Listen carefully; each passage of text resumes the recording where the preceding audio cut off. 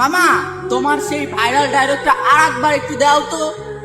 Doctor সাহেব, স্ত্রীর ডেলিভারির সময় স্বামীকে ডেলিভারি রুমে যেতে দিন, যাতে সে কোনোদিন বলতে না পারে তুমি আমার জন্য কি করেছো।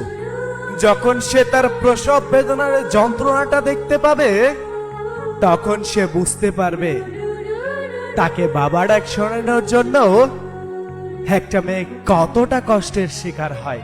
যে স্ত্রী মৃত্যুর সাথে লড়াই করে তোমাকে বাবা ডাক শোনানোর জন্য এতটা কষ্টের সম্মুখীন হয়, তাকে কষ্ট দেওয়ার অধিকার তোমার নাই।